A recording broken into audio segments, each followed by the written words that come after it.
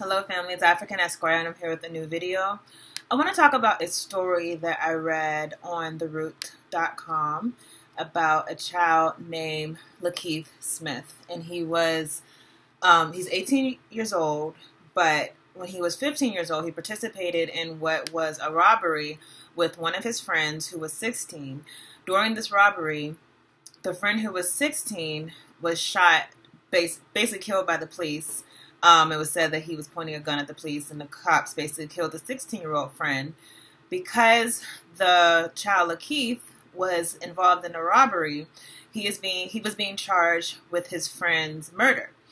And if anyone knows anything about the law, you know there's this whole thing called conspiracy. And conspiracy, basically, if me and you decide to do a crime, and that crime, the nature of it is the type that we could predict future things happening, such as someone being murdered, we could be charged not only for the crime that we committed, but also be charged for the thing that we should have foresaw happening that would have been another crime. So in this case, the 16-year-old was killed because in a robbery or in a burglary, you can somewhat foresee that there might be a chance that one of us could get killed by the police. Because of that, you could get charged for that murder, or you could get charged for a car crash. You could get charged for basically any crime that could have happened as a result of your initial crime, which is always crap to me because it kind of robs you of the idea that you're being punished for something that you actually had control of.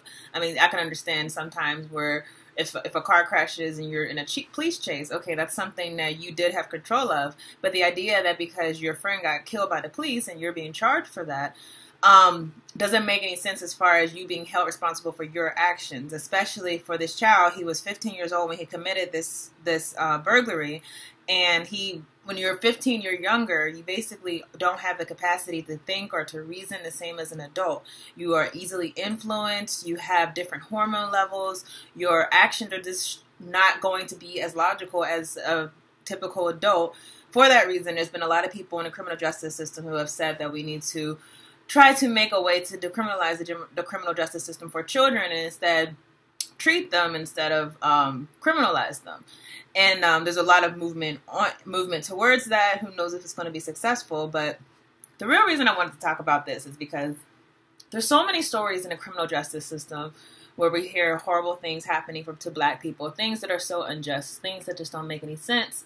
And I think it begs the question of why are we so quick to integrate into this system? What I mean by integrate into this system, most mainstream Black pundits or Black leaders, they're not necessarily advocating that the system stop or that the system cease to exist as it does, but they're advocating that Black people be treated fairly in the system. So basically, instead of getting rid of the whole prison industrial complex, if we could just make it in a way where Black people aren't the ones who are being prejudiced, and instead we're doing things with a clean slate and anyone could be in the same position as a Black person instead of Black people being so prejudiced in the system.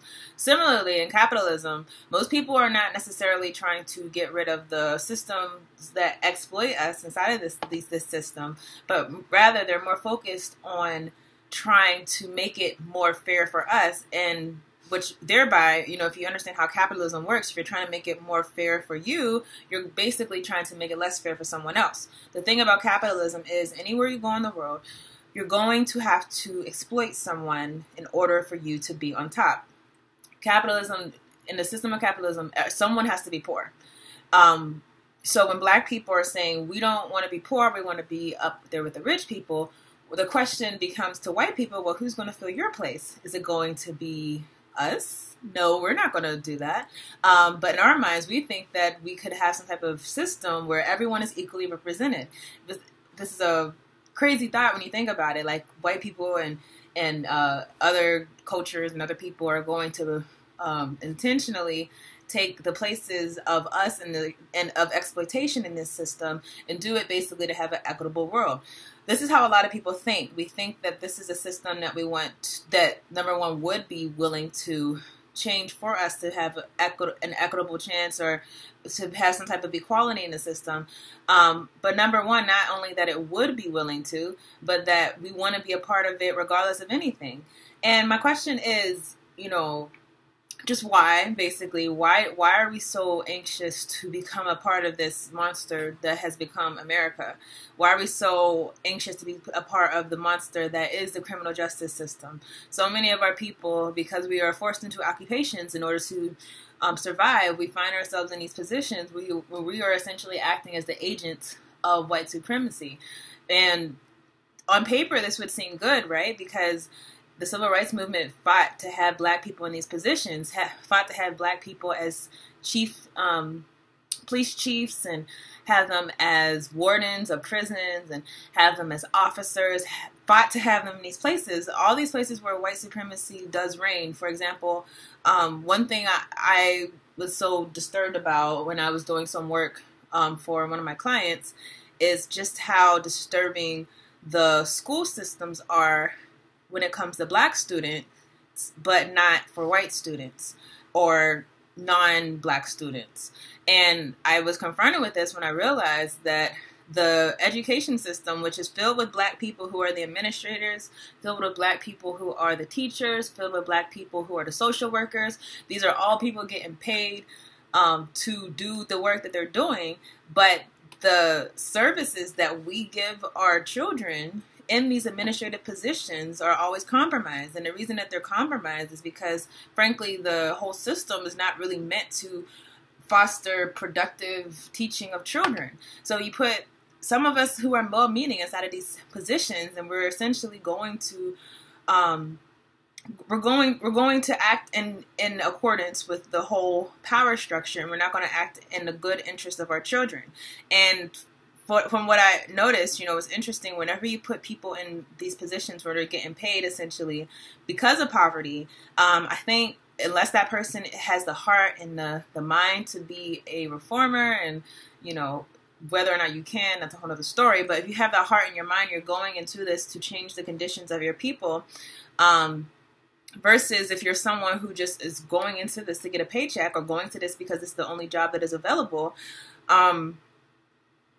you more than likely are going to be an agent of white supremacy, the same as if it were a white person who were that teacher, were that administrator, were that police officer, were that police chief, were any of those things.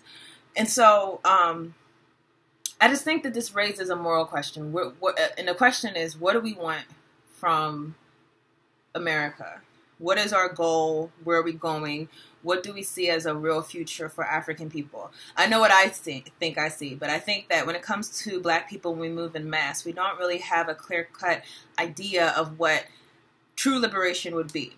Because it's true liberation living in a system that would have a child who was 15 years old and killed no one with his hands, did nothing, was actually just in probably, like many of our children, was one of the children who was a victim of the system economically, was probably poor, probably looking to get some money for whatever reason. And because of that, he's put in a situation where he has to commit a burglary. And one of his friends gets killed, not by him, but by a police officer. And the police officer doesn't get charged or doesn't have any consequences, and it's not called into question as to whether or not he should have done that. I mean, as far as the article that I read, it said that the police officer, they found that it was justified for him. So he basically gets to walk away from killing the 16-year-old without having any questions for him.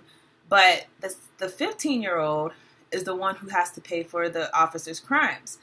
The fact that this is so common in this system, you have to really ask the question, why do you want to be a part of something so corrupt?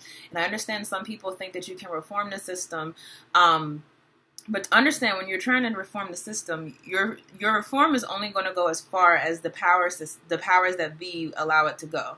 And as far as it is allowed to go is really as far as it doesn't interrupt their interest in the system being maintained as it is. So you might get some, laws, you might get some type of change, but you'll never get a change that's going to fundamentally alter the system by working within the system. I hear that a lot. People say, oh, I'm in the system because I want to change the system.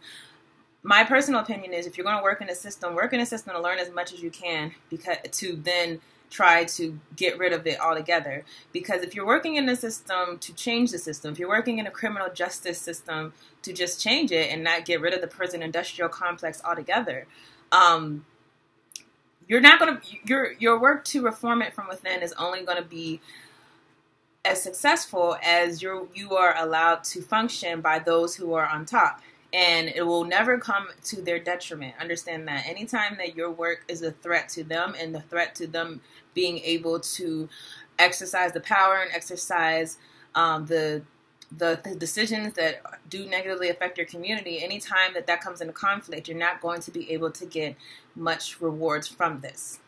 So that's really my thoughts. This is kind of a rant, honestly. But I just seen the story of this he's now 18-year-old, and seeing so many stories that always come out about the criminal justice system. I mean, we've seen the story also about the father who was 22, who was killed by 4 kids who dropped the bag on his head from an overpass, and basically the father ended up dying from this big, heavy bag of sand, I believe, that ended up killing him. What we've seen happened there is that all 4 of the kids walked. So clearly there's no equal representation, because we all know if that man was a black man, there's no way that they would have let, it was a white man, there's no way that they would have let those kids walk after killing a father who was just driving their car. And so that really calls into question, why are we so eager to be a part of a system that is not eager to represent us the same way that they're going to represent other people? So those are my only thoughts. I'd love to see your thoughts on the case of, again, his name is, you should look up the story, Lakeith Smith. It's an unfortunate story because basically it's a teen who life has been torn away from him, and he'll never get a chance to even be who he could have been had it not been for his circumstances, had it not been for his social economic status, had it not been for him being at the wrong place at the wrong time. His life is completely robbed from him unless something drastic happens. But the kid was sentenced to 65 years, which is crazy, but not surprising to me, because the criminal justice system, or criminal injustice system as I call it, is really set up to put us in these positions where we are without any recourse, and not only that, where our lives are ultimately destroyed. So that's all I have for you today, and I will see you on the next video.